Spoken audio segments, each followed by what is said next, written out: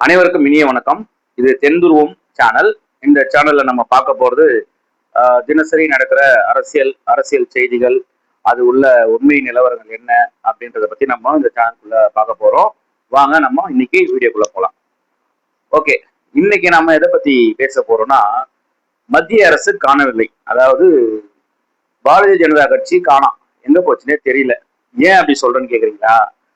நீங்க டெய்லி வாட்ஸ்அப்பா இருக்கட்டும், ஃபேஸ்புக்கா இருக்கட்டும், social media, main stream media, TV எதுவா இருந்தாலுமே நீங்க ஓபன் பண்ண உடனேயே ஒன்றிய அரசு ஒன்றிய அரசு ஒன்றிய அரசுன்னு ஒரு நாளைக்கு 108 தடவை நம்ம காதுல கேட்போம். யார் பேசுவா? ஆளுங்கட்சியா இருந்த திராவிட முன்னேற்ற கழகத்தை சேர்ந்தவங்க, திராவிட மாடல் தலைவர்கள்லாம் ஒன்றிய அரசு இதை பண்ணிடுச்சு, ஒன்றிய அரசு இதை பண்ணிடுச்சு, பாஜக எந்த விதத்திலயும் உள்ள வர முடியாது, இத இவங்களை பிடிச்சி உள்ள வராங்க, அவங்கள பிடிச்சி உள்ள வராங்க, இப்படின்னு டெய்லி காதுல 5 வருஷமா கேட்டுட்டு இருந்தது கடந்த 50 நாளா நம்ம காதுல கேட்கவே இல்லை. இப்போ என்ன கேக்குதுன்னு பாத்தீங்கன்னா, விஜய் என்ன பண்ணார், சரத்குமார் என்ன பண்ணார், யார் அமைச்சர் சரத்குமார், அப்புறம் ரமேஷ், எந்த ரமேஷ், ஸ்ரீரங்கம் மினிஸ்டர், அவர்கள் என்ன செய்தார், அவர் எந்த அறநிலையத்துறையில இன்னைக்கு எந்த கோயிலுக்கு போனாரு, என்ன அவர் என்னென்ன நடவடிக்கை எடுக்கிறாரு, அப்புறம் ஆதவ அர்ஜுனா என்ன பண்றாரு, இதை பத்தியே பேசி பேசி பேசி இவங்க ஓட்டிட்டு இருக்காங்க. ஒரு நல்ல ஆரோக்கியமான விஷயம் தான், நாங்க எதிர்கட்சின்றதை நிரூபிக்கிறாங்க. ஆனா பாஜகவுக்கு எதிர்த்தரப்பு ஒரு அரசியல் பண்ணிட்டு இருந்த இந்த 5 வருஷமா இவங்க இப்ப பாஜக பத்தி பேசவே மாட்டாங்க. அவங்க இப்ப நமக்கு டெல்லியில என்ன நடக்குதுன்னே தெரியல. அங்க என்ன நடக்குதுன்னு இவங்க தான் நம்மளுக்கு அப்டேட் கொடுத்துட்டே இருந்தாங்க டெய்லி.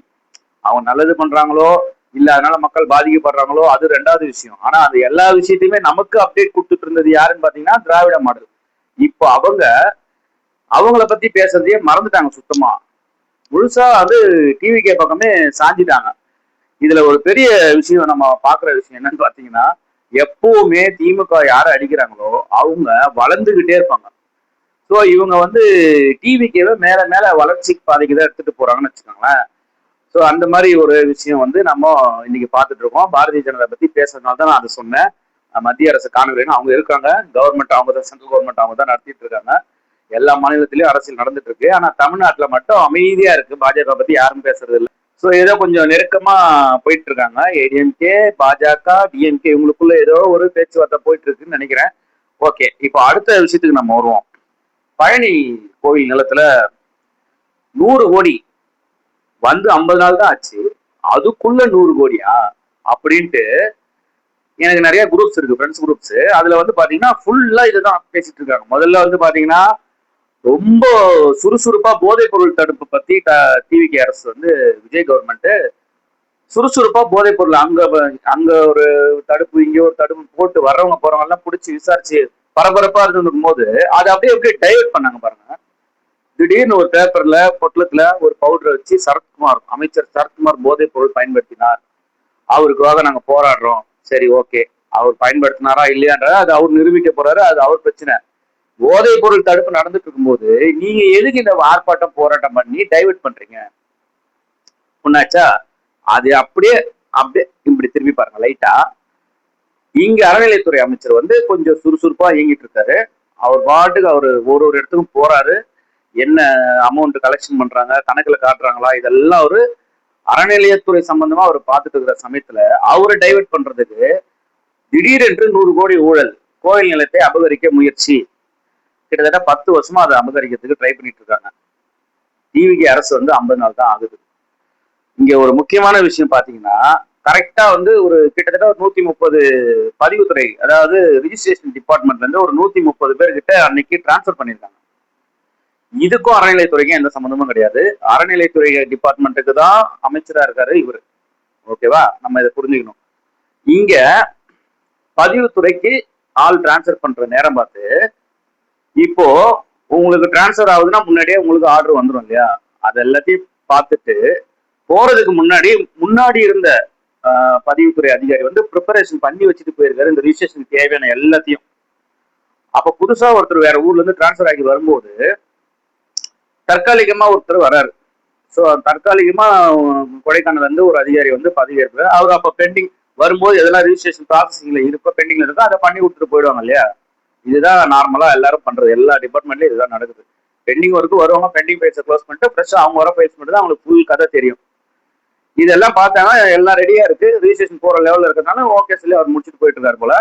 அவர் மேல வழக்கு போட்டு அவரு அப்புறம் இப்போ பெயில்ல வந்திருக்காரு. எனக்கு அதுக்கு தெரியாது, திடீர்னு நடந்துச்சு. இதை தான் வந்து இந்த கவர்மெண்ட் தெரியாம நடந்ததுன்னு சொல்றாங்க. இதுக்கு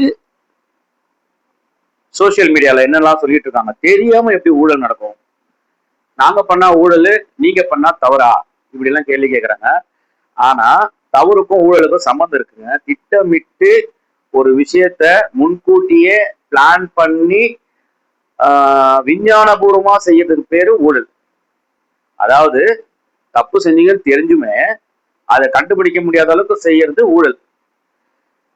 கண்ணுக்கு தெரிஞ்சு ஒரு விஷயத்த செய்யும் போது இது நம்ம கையெழுத்து போடுறோம், இது கரெக்டா இருக்கான்னு செக் பண்ணாம நம்ம இந்த அக்ரிமெண்ட் எல்லாம் கையெழுத்து போடுவோம்ல, குட்டி குட்டி குட்டியா இருக்கும் டேர்ம்ஸ் அண்ட் கண்டிஷன்ஸ், அப்படி கையெழுத்து போட்டு காசை வாங்கிடுவோம். கட்டாத போது தான் அதோட பிரச்சனை நமக்கு தெரியும். அப்ப சொல்லுவோம் இது எல்லாமே டேர்ம்ஸ் அண்ட் கண்டிஷன்ல இருக்கு. அஜித் படத்துல கூட சொல்லியிருப்போம், டேர்ம்ஸ் அண்ட் கண்டிஷன்ல நாங்க ஏற்கனவே சொல்லியிருக்கோம், அதை பார்த்தானே அவன் கையெழுத்து போட்டான். அது மாதிரி நடக்கிறதுக்கு பேரு தவறு. ஓகேவா? இது போல இந்த பழனி அந்த நிலத்தை பொறுத்த வரைக்கும் கேஸ் நடந்துட்டு இருக்கு, சிபிசிஐடி விசாரிக்கிறாங்க. அந்த சாட்சி கையெழுத்து போட்டவர் வந்து திமுக கிளை செயலாளரா. ஓகேங்களா? நல்லா புரிஞ்சுக்கோங்க. டிவிகே அரசு அமைஞ்சு டிவிகே கவர்மெண்ட்ல மினிஸ்டரோட சொந்தக்கார பேர்ல ஒரு நிலத்தை பதிவு பண்ணணும்னா அதுக்கு திமுகவோட கிளை செயலாளர் போய் சாட்சி கையெழுத்து போடுறாரா?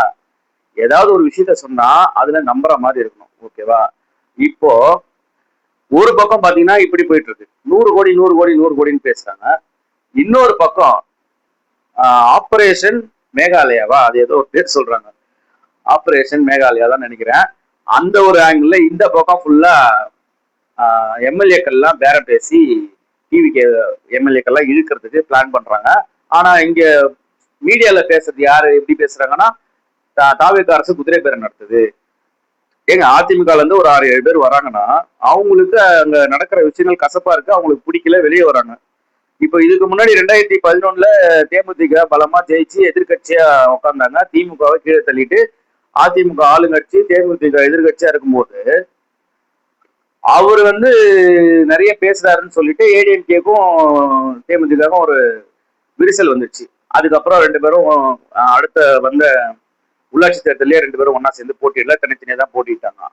அதை பயன்படுத்திக்கிட்டு, அந்த கேப்பை பயன்படுத்திக்கிட்டு நீங்க 5 வருஷம் வந்து இனிமே எதிர்கட்சி தான் இருக்க போறீங்க, நீங்க காலம் உள்ளவர் கூட இருந்தா இப்படிதான் கஷ்டப்படணும் பிரைன் வாஷ் பண்ணி குதிரை பேரம் பண்ணி ஏடிஎம்கேவும் டிஎம்கேவும் பங்கு போட்டு தேமுதிக இருந்து ஆளை எடுத்தீங்க. அதுக்கு பேர் தான் குதிரை பேரம்.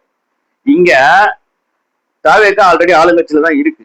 108 சீட்டு ஒரு கட்சி தனி மெஜாரிட்டியில ஜெயிக்கிற அளவுக்கு தமிழ்நாட்டுல கட்சியே கிடையாது இன்னைக்கு. அதை ஒருத்தர் நிரூபிச்சிருக்காருன்னா அதை ஏத்துக்கோங்க. ஜீரணிக்க முடியல உங்களால, அது ஓகே, புரியுது எங்களுக்கு. இருந்தாலும் வேற வழி இல்லை. ஓகேவா? 5 வருஷம் அமைதி காத்துதான் ஆகணும். அமைதி, நீங்க கேள்வி கேளுங்க, தவறு பண்ணா கேள்வி கேளுங்க. ஆனா அவங்களும் அவங்க கட்சி பிடிக்காம அதை விட்டு விலகி வந்து இந்த கட்சியில இணையறாங்க. கட்சி விட்டு கட்சி மாறுறதுன்னா பெரிய விஷயம். இன்னைக்கு திமுக இருக்கிற பல பேர், கிட்டத்தட்ட ஒரு 15-20 பேருக்கு மேல அதிமுக இருந்து வந்தவங்க தான். அதிமுக எம்ஜிஆர் ஆரம்பிக்கும் போது திமுக இருந்தவங்க தான் பல பேர் எம்ஜிஆர் கூட அந்த பக்கம் போனாங்க. காங்கிரஸ்ல இருந்தவங்க எல்லாம் திமுக வந்தாங்க, திமுகல இருந்து அதிமுகவுக்கு போனாங்க, அப்புறம் இங்க இருந்து பிஜேபிக்கு போனாங்க, பிஜேபில இருந்து இங்க வந்தாங்க. இதெல்லாம் புதுசா ஒண்ணும் நடக்கிறது இல்லை, காலகாலமா நடக்கிறது தான். அவங்க விருப்பம், அது ஒரு தனிப்பட்ட மனிதனோட உரிமை. அது அவர் இந்த கட்சியில தான் இருக்கணும்ன்றது யாரும் இங்க வந்து அக்ரிமெண்ட் போட்டு அடிமை சாசனம் எல்லாம் எழுத முடியாது. அதெல்லாம் அவங்க விருப்பம், கூட்டணியும் அவங்க விருப்பம், கட்சியில இருக்கிறதும் அவங்க விருப்பம். ஓகேவா? சோ இந்த மாதிரி ஒரு பிரச்சனை இருக்கு. இந்த பக்கம் பாத்தீங்கன்னா கிட்டத்தட்ட 1000 கோடிக்கு 900 கோடி 1000 கோடிக்கு நிச்சயதார்த்தமே நடக்குது. யாரு? முன்னாள் அமைச்சர் துரைமுருகன் அவர்களோட பேத்திக்கு 900 கோடிக்கு நிச்சயதார்த்தம் நடக்குதுங்க. முதலமைச்சரா இருந்த ஜெயலலிதா நகை போட்டதுக்கு, அவரு வளர்ப்பு மகனா தத்தெடுத்து ஒரு கல்யாணம் பண்ணதுக்கு பக்கம் பக்கமா எழுதினாங்க, பக்கம் பக்கமா எழுதிட்டு இருந்தாங்க. அப்போ இவ்வளவு ஆடம்பரம், இவ்வளவு அநியாயம், மக்கள் பணம், வரி பணம் கொள்ளையடிக்கிறாங்க. இன்னைக்கு வந்து சத்தமே இல்லாம இருக்குது மீடியா, யாருமே பேச மாட்டாங்க. இவ்வளோ செலவு பண்ணி கல்யாணம் பண்ணிருக்காங்களே, அது இவ்வளவு பணம் ஏது? சரி, ஓகே, அது அது தெரியும். அதனால இனிமே நாம தினசரி இந்த மாதிரி தினசரி நடக்கிற சில நிகழ்வுகளை பற்றி தான் பேச போறோம். மீண்டும் அடுத்த வீடியோவில் நாம் சந்திப்போம். அதுவரை உங்களிடம் விடைபெறுவது உங்கள் ஆர்கே. நன்றி, வணக்கம்.